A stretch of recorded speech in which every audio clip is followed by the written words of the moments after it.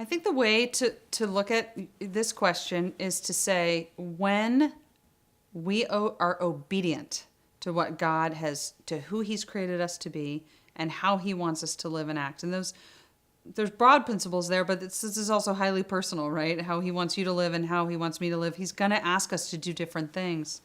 The basic principles, of course, are always the same. When we are obedient to him, we are going to experience less frustration. When we disobey him, when we live against who we're created to be, there's going to be lots of frustration.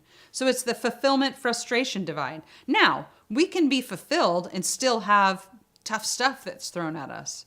So it's not the prosperity gospel. It's not that if you do whatever, if you do what you think God is telling you to do, you're going to have a mansion and you'll never have any worries again. No, Job promises us, right? We learn from that. Trial, trial, trial, trial. That's the world we're in. Our faith is always going to be tested because the world is against Christianity. And so I think it's never without trial, but it always is fulfilling if you're doing what God is asking you to do. It's a hard thing to do. I think sometimes it's a hard thing to know.